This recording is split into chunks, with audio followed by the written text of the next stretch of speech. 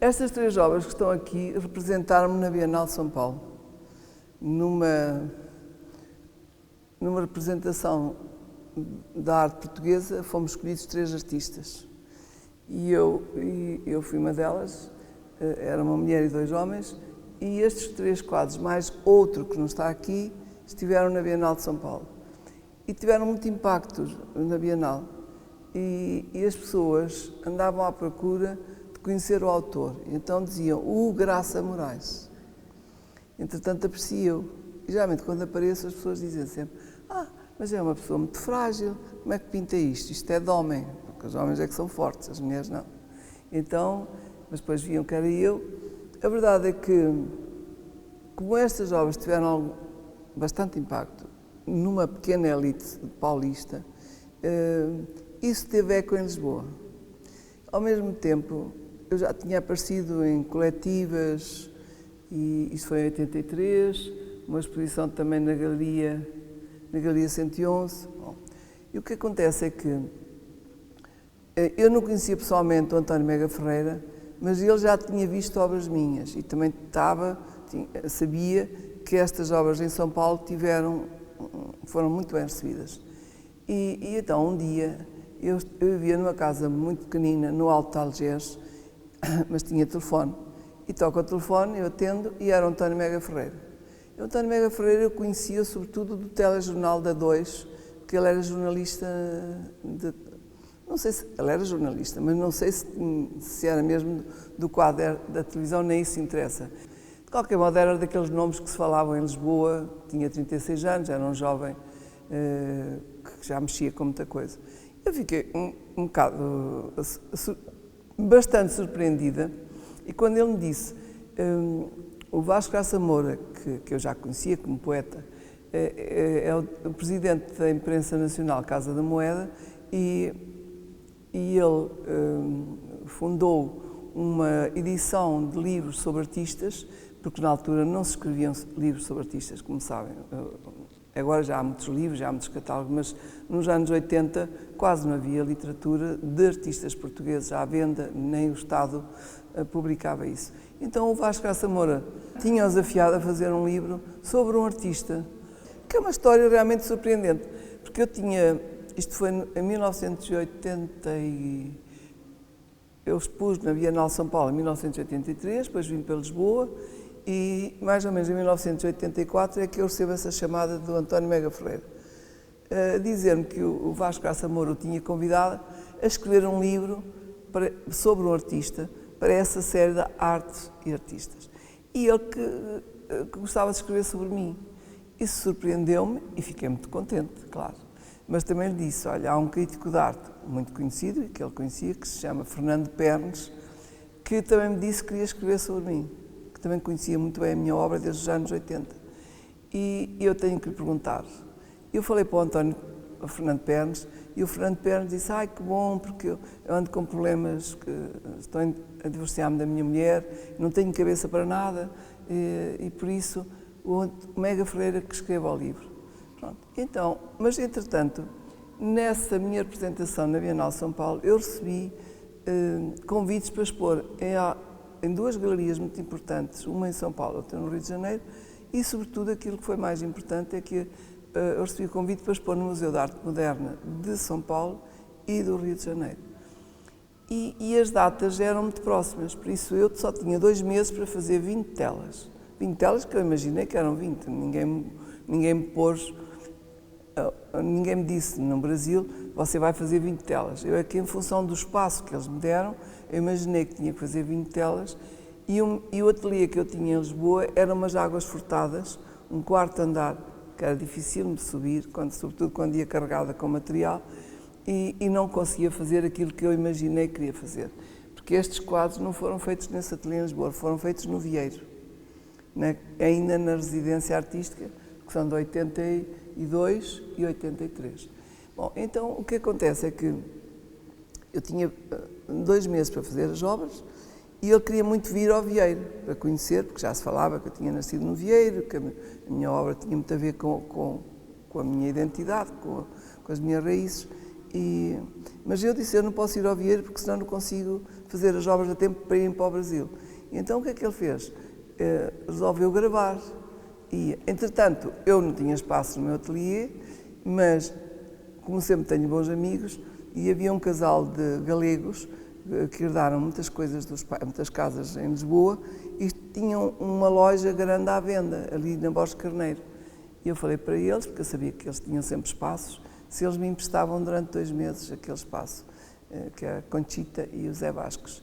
Ele era engenheiro e foram muito queridos, porque eles viviam por cima no 4º andar, a loja ainda não tinha eletricidade e então puxaram um fio da casa deles para a loja. Quando há boa vontade faz-se tudo, porque eu tinha que ter luz, sobretudo tinha que ouvir música, porque naquela altura eu pintava sempre com música e eu adorava os Pink Floyds. Então, por isso, eu durante 2 meses só ouvia aqueles desgraçados a tocar, que era uma música que me punha isolada do mundo e me dava uma força, uma genica enorme. Eu acho que o disco, na altura era um disco grande, se gastou com tocar durante tanto tempo. Então lá estive nessa loja, na Borges Carneiro, o Mega Ferreira ia-me visitar, não todos os dias, mas ia muitas vezes, às vezes ia acompanhado da mulher dele da altura, que era a Clara Pinto Correia, que também é escritora e cientista.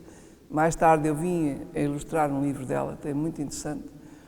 E assim começou a minha ligação, digamos, profissional, não é bem, porque era um encontro de um jornalista escritor com uma pintora. Entretanto, o livro Terras, Linhas da Terra, que ele chamou, eu chamei esta série toda, faltam aqui muitas obras, Mapas e Espírito de Oliveira. Ele chamou ao livro Linhas da Terra. Havia uma edição especial que era acompanhada de uma serigrafia que esgotou logo. E este livro, também passado pouco tempo, esgotou-se. E porquê? A maior parte dos outros livros, que já tinham sido escritos sobre outros autores mais famosos que eu e mais velhos, eram escritos por críticos de arte. E tinham aquela linguagem um bocado fechada, especialista dos historiadores e críticos de arte. Este livro era o contrário, era escrito por um jornalista, um escritor, um homem já na altura muito culto, e por isso, se vocês lessem um livro que está esgotado, mas se calhar valia a pena até digitalizá-lo, que eu gostava muito, para vocês lerem, antes de fazerem estas atividades. É engraçado porque é um livro biográfico, porque ele fazia muitas perguntas e eu contei-lhe muitas histórias ligadas à minha infância, como é que as coisas aconteciam, o que é que me sensibilizava na vida. E depois, no fim, há uma biografia muito curiosa em que ele faz uma relação das obras que eu ia fazendo com acontecimentos mundiais. Por isso eu acho este livro pequenino, mas é importantíssimo. E lá saiu, e eu fiquei muito feliz com o livro. Depois fui expor as obras em São Paulo e no Rio de Janeiro. Em São Paulo eu fui muito acarinhada por aquela elite. A exposição foi considerada pela Folha de São Paulo, a exposição em São Paulo, a exposição do ano, e me encheu de alegria, porque para mim era tudo surpreendente e maravilhoso. E o paulista, como vocês sabem, o paulista rico, gosta de lidar com os artistas. E então organizavam, e lá o diretor do museu era um homem muito chique, e a Valu, que trabalhava com ele, eu estava na casa dela, todos os dias havia festa na casa de milionários. Para mim, que era uma coisa que eu não conhecia, porque em Lisboa não se fazem festas para os artistas. Há as inaugurações, bebe-se um copo e cada um vai à sua vida. No Porto íamos muito para as tascas, em Lisboa não há muito hábito da tasca, mas também havia o hábito de depois se juntarem os amigos e jantarmos para confraternizarmos. Mas em São Paulo aquilo subia porque o milionário paulista é mesmo milionário, não é?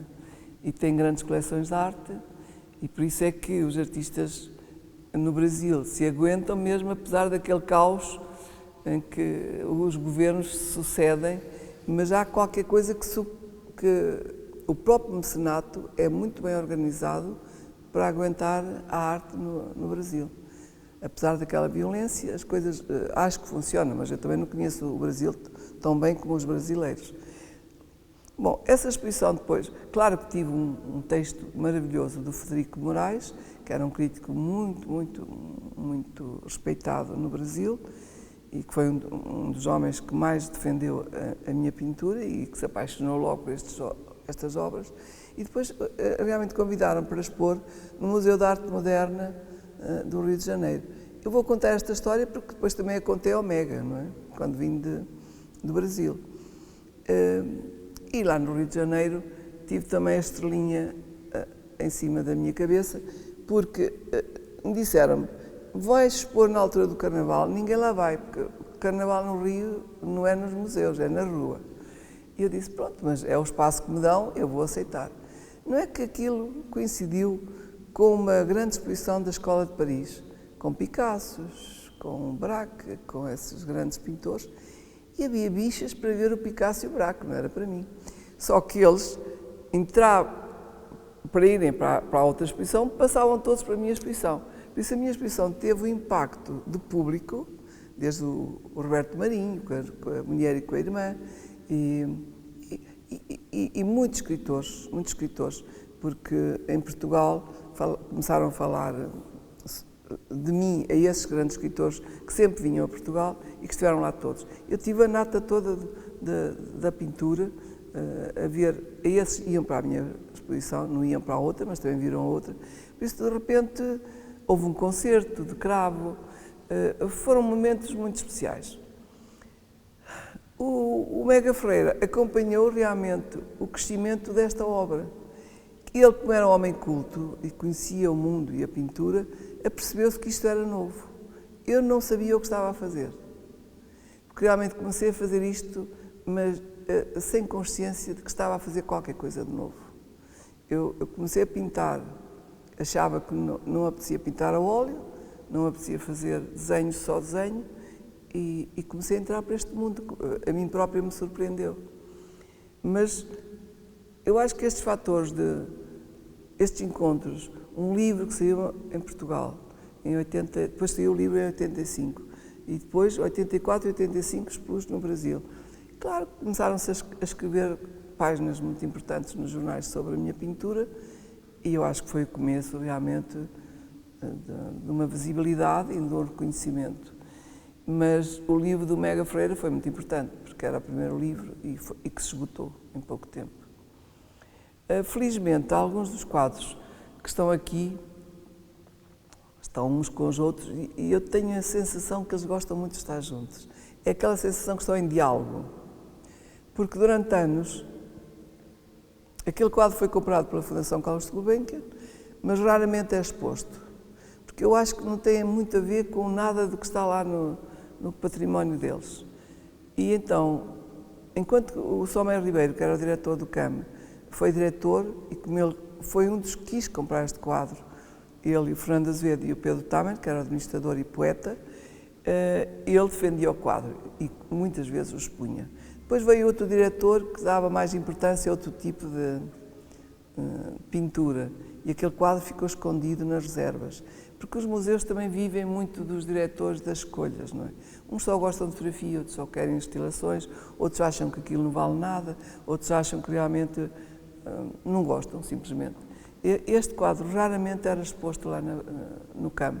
E agora também estava nas reservas, estava guardado, com muita dificuldade conseguimos trazê-lo, mas ainda bem, porque eu acho que é uma pintura que se impõe e que tem muito a ver até com o pequeno filme que está a passar ali, que a Joana, minha filha, fez, porque há ali quadros que estão em passagem e ao mesmo tempo aquilo que eu digo sobre a minha história está nestes quadros. Aquele quadro lá ao fundo, que depois vocês vão filmar com certeza, que uns chamam vaca, outros chamam touro, outros dizem que é a Guernica, não tem nada a ver com a Guernica, e ao mesmo tempo tem, porque em 82 a Guernica de Picasso veio para Madrid, num avião cheio de seguranças, e eu fui logo a correr com a Sociedade Nacional de Belas Artes numa excursão ver a Guernica. Fiquei tão impressionada com aquele quadro e, sobretudo, fiquei impressionada com as pequenas pinturas daquelas mulheres que choram, que agora estão no Rainha Sofia e nós vemos o quadro já com aquele vidro à frente que é horrível, porque não se vê bem a pintura, mas defende a pintura. Mas depois há uma série extraordinária de pinturas, pequenas pinturas, que são as mulheres, como o Picasso as pintava, mas nos seus grandes dramas. Eu, na altura, estava no Vieiro, a fazer aquilo que hoje se chama residência artística. Na altura não se chamava residência, era uma experiência que eu estava a fazer na aldeia onde eu tinha nascido, e de facto introduzi naquele quadro e noutros desenhos, introduzi bocadinhos da Guernica. Por isso é que as pessoas às vezes dizem, aqui também, aquela perna, há um ou outro elemento que eu fui roubar à Guernica de Picasso e que introduzi nesta série, nestes quadros. É muito curioso porque quando nós somos novos, e vocês são muito jovens, nós vamos descobrindo coisas, mas não temos a consciência de que aquilo vai ser muito importante daqui a uns anos. Ou não.